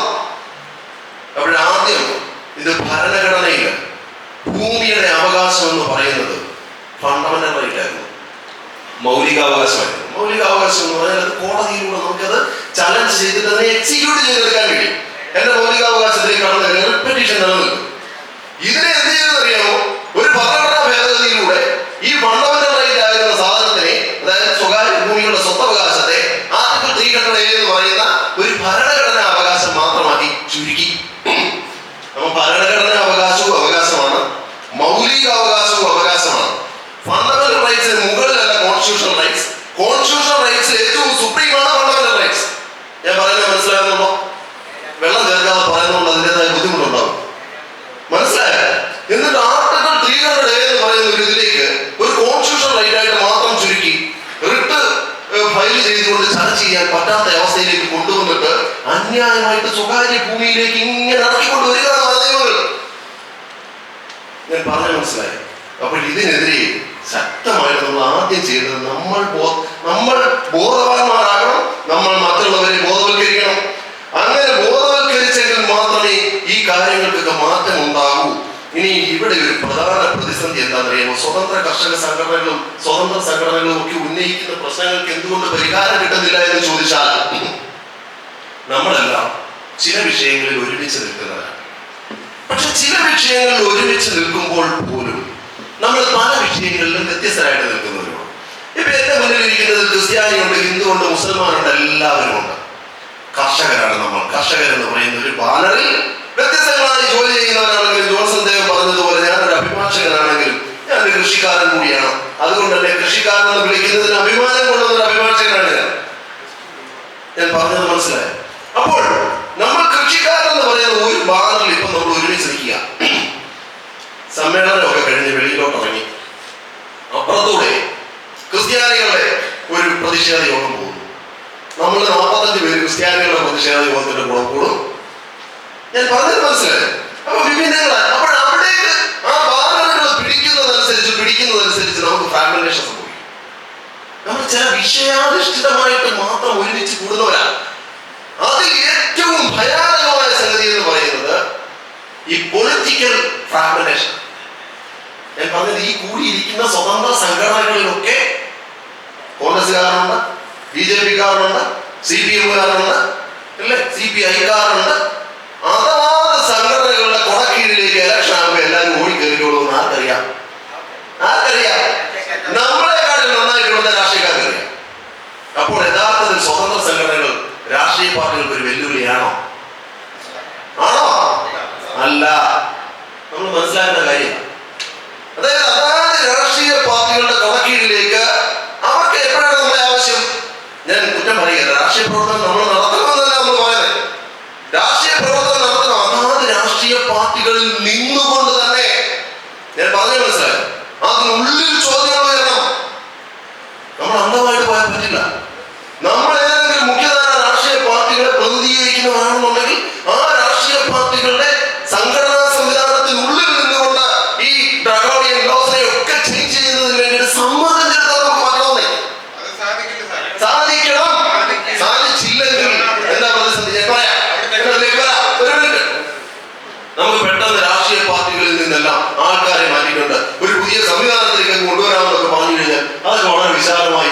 വർക്ക് ചെയ്യേണ്ട വിഷയങ്ങളാണ്. പക്ഷെ നമ്മുടെ റിലീഫ് കിട്ടേണ്ടതൊക്കെ ഇമ്മീഡിയറ്റ് ആയിട്ട് റിലീഫ് കിട്ടുന്ന വിഷയങ്ങളുമാണ്. ഞാൻ പറഞ്ഞ ഭാഗം മനസ്സിലായോ? അപ്പോൾ വിഷയാധിഷ്ഠിതമായിട്ട് ഒരുമിച്ച് കൂടിയിരിക്കുന്ന നമ്മളുടെ ചോദ്യങ്ങൾക്കും ആവശ്യങ്ങൾക്കും മറുപടി കിട്ടണമെന്നുണ്ടെങ്കിൽ നമ്മൾ നമ്മളുടെ ഭാവനയുടെ പിന്നിൽ ശക്തരാണ് എന്നുള്ളൊരു തോന്നൽ ഇവിടെ നിയമനിർമ്മാണം നടത്തുന്നവർക്ക് ഉണ്ടാകുന്ന തരത്തിലേക്ക് നമ്മുടെ പ്രവർത്തനങ്ങളെ വ്യാപിപ്പിക്കാൻ കഴിയണം. വളരെ ഗൗരവമുള്ളൊരു വിഷയമാണ്. അതല്ലാത്തിടത്തോളം കാലം കഴ്സൺ പ്രഭുവിന്റെ ഡിവൈഡ് ആൻഡ് റൂൾ, ഭിന്നിപ്പിച്ച് ഭരിക്കുക എന്ന് പറയുന്ന കൃത്യമായിട്ടുള്ള അജണ്ട എക്സിക്യൂട്ട് ചെയ്യുന്നത്. ഇപ്പൊ എന്റെ പശു, എന്റെ ആള് അല്ലെങ്കിൽ എന്റെ പശു, ഇതിനെ രാവിലെ ഞാൻ അഴിച്ചു വിടുന്നു. ഈ രാവിലെ അഴിച്ചു വിട്ടിട്ട് ഇത് അപ്പുറത്തെ പറമ്പിൽ പോയി പുല്ല് തിന്നുക. അപ്പുറത്തെ പറമ്പിൽ പോയി പുല്ല് തിന്നിട്ട് കറവയുടെ സമയമാകുമ്പോൾ കൃത്യമായിട്ട് ഇത് വന്ന് എന്റെ തൊഴുത്തി കയറും. ഞാനിതിനെ കറക്കും, കറന്നിട്ട് ഇതിനെ വീണ്ടും ഒഴിച്ചു വിടും. അയലോക്കക്കാരന്റെ പറമ്പിൽ പോയി പുല്ല് തിന്നും. അപ്പൊ നമ്മളുടെ കർഷക സംഘടനാ സംവിധാനങ്ങൾ അയലോക്കക്കാരന്റെ പറമ്പായി പോകരുത്. ഞാൻ പച്ചക്കെന്ന് പറയുക, രാഷ്ട്രീയക്കാരന്റെ പശുവിന് പുല്ല് തിന്നാനുള്ള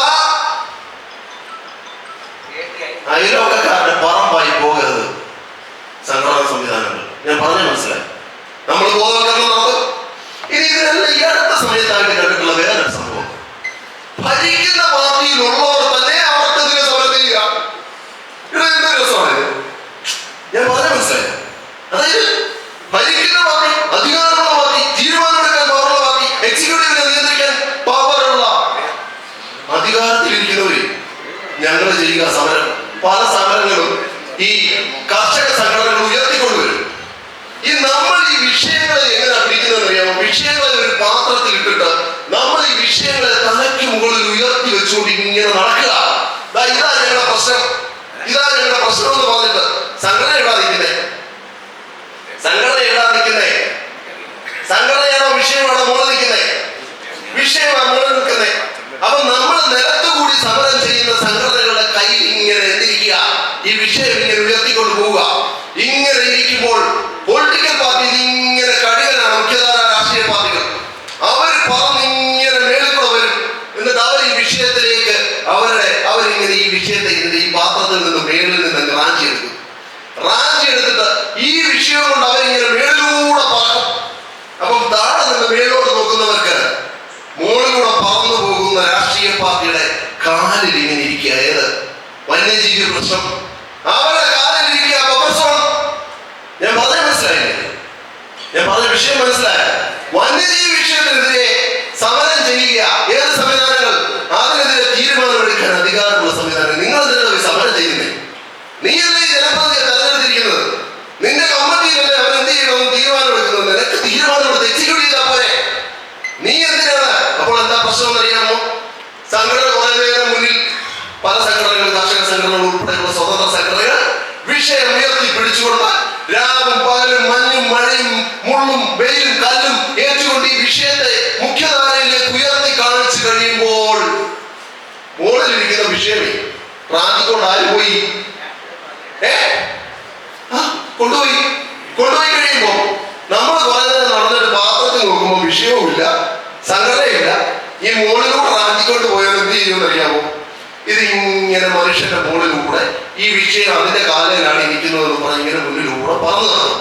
ഈ പറന്ന് നടക്കുമ്പോൾ ഈ പ്രതിസന്ധി അനുഭവിക്കുന്നവരെല്ലാം കുഞ്ഞാടുകൾ നടക്കുന്നത് പോലെ ഈ വിഷയത്തിനെയും അത് പിടിച്ചിരിക്കുന്ന കൈകളെയും കൂടെ കുറേ ഇങ്ങനെ നടന്ന് കളത്തീരം വരെ ചെല്ലും. കളത്തീരം വരെ അങ്ങോട്ട് ചെന്നിട്ട് ഈ കഴുകൻ പതിയെ കടലിലേക്ക് പറന്നങ്ങ് പോകും. വിഷയത്തിലിരിക്കുന്നവർ എന്ത് ചെയ്യുമെന്ന് അറിയാമോ? ഈ കടലിലേക്ക് പോയ കഴുകന്റെ കടൽ ഏതാന്ന് ഞാൻ പറഞ്ഞു തരാം, 2 മിനിറ്റ് കൂടെ തന്നാൽ മതി. അവിടെ കടലിലേക്ക് ഇരുന്നിട്ട് ഈ വിഷയം വിട്ടിട്ട് ഈ വിഷയം എവിടെ പോയി? കടലിൽ പോയി. കഴുകൻ എങ്ങോട്ട് പോയി? കഴുകൻ പറന്നതിന്റെ പണിക്കും പോയി. ഏതാ കടലെന്നറിയാമോ?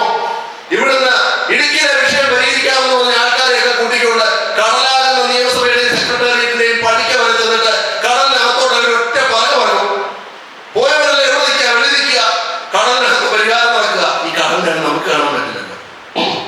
അവിടെ ഇട്ടിട്ട് തിരിച്ചു വരും. റെഡി.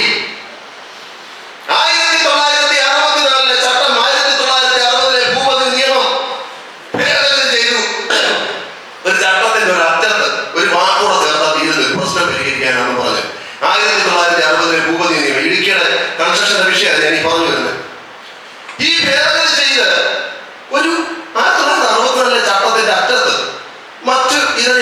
നിങ്ങൾക്കും അങ്ങനല്ലേ റസാക്കണ്ണ? റസാക്കണ്ണനെ നിങ്ങൾ ആരും റസാക്കന്റെ ഷൂസ് നോക്കരുത്, കാരണം അതിന് ഹീലില്ല. അതിന്റെ അടിഭാഗം മുഴുവൻ പൊളിഞ്ഞു പോയതാ. ആ ബാക്കി അതിന്റെ അടിഭാഗം മൊത്തം എവിടെയാണെന്ന് ചോദിച്ചാൽ തിരുവനന്തപുരത്തെ സെക്രട്ടേറിയറ്റിന്റെ പടിയെ തേഞ്ഞിരിപ്പുണ്ട്. സോറി കേട്ടോ, ഒന്നും തോന്നരുത് അവിടെ ഇരുത്തിക്കോട്ട് പറയുമ്പോ. അപ്പൊ പ്രശ്നം ഇവിടെ പോയി, പ്രശ്നം കടലിൽ കിടപ്പുണ്ട്. സംഘടന ഇവിടെ പോയി, സംഘടന ഒഴിഞ്ഞ പാത്രം കൊണ്ട് ഇവിടെ നിൽപ്പുണ്ട്. സംഘടനയുടെ കൂടെ നിന്ന് ആൾക്കാർ ഇവിടെ പോയി, അവര് പോയി കടത്തീരത്ത് നിൽപ്പുണ്ട്. ഇപ്പം വരും എന്ന് പറഞ്ഞു, ഒരു രക്ഷകനും വരില്ല. ഞാൻ പറഞ്ഞ ഭാഗം മനസ്സിലായോ? ദീർഘിപ്പിക്കുന്നില്ല, പറയാനാണെങ്കിൽ ഒരുപാടുണ്ട്. അപ്പോൾ ഒന്നാമത്തെ വിഷയം, നമ്മൾ ഈ വിഷയങ്ങളെ പറ്റിയൊക്കെ പഠിക്കണം, നിയമം പഠിക്കണം. പ്രതിസന്ധികൾ പരിഹരിക്കാൻ വേണ്ടിയിട്ട് അവനവൻ നിൽക്കുന്ന രാഷ്ട്രീയ പാർട്ടിയിൽ നിങ്ങൾ സമ്മർദ്ദം ചെലുത്തണം. അവരെ ഇങ്ങോട്ട് ഇട്ടു തരുന്ന ക്യാപ്സ്യൂൾ വിഴുങ്ങിക്കൊണ്ടിരിക്കരുത്. പഠിക്കണം, പഠിച്ചിട്ട് പ്രതികരിക്കണം. ഞാൻ ഈ പറയുന്നതൊക്കെ ഒരു രാഷ്ട്രീയ പാർട്ടികൾക്ക് എതിരല്ല, പക്ഷെ അവരുടെ ഹിപ്പോക്രസിക്ക് എതിരാണ്. ഈ കുടില തന്ത്രങ്ങൾ ഉപയോഗിച്ചുകൊണ്ട് പണ്ടൊക്കെ ഈ നമ്മുടെ ഈ പല സംസ്ഥാനങ്ങളിലും ഒക്കെ ഈ പെൺകുഞ്ഞുങ്ങളെ ഈ കൊന്നുകളയുന്ന രീതി ഉണ്ടായിരുന്നു. ഒന്നും അറിയില്ലല്ലോ പറഞ്ഞത്, ഈ വളരെ ഈ മൃഗീയമായ തരത്തിൽ. അതുപോലെ അറിവില്ലാത്തവരെ കൊന്നുകളയുന്ന രീതി ഉണ്ടായിരുന്നു. പാവപ്പെട്ട മനുഷ്യരെ എന്ന് പറഞ്ഞതുപോലെ ഇങ്ങനെ ഒരു പിടി നെൽമണി വാരിയിട്ട് ഇങ്ങനെ കൊന്നുകളയുക. ആരെ? അറിവില്ലാത്ത മനുഷ്യരെ. അപ്പോൾ അതിനാദ്യം ചെയ്യേണ്ടതെന്ന് പറയുന്നത്, അജ്ഞതയാകും ഈ ഘോര തമസ്സിനെ അറിവാകും അഗ്നിയാൽ ഉദിത്തെളിക്കണം. പോകുവാനായി ദൂരം കിടക്കുന്നു, പോയൊരു നേരവും പിന്നിട്ട് തീരണം. പ്രാർത്ഥനാപൂർവകം ഞാൻ ഇന്ന് തീർക്കുന്നു. പതറാതെ എന്നിലേക്ക് പ്രതിജ്ഞ കൊടി. ജയ് ഹിന്ദ്.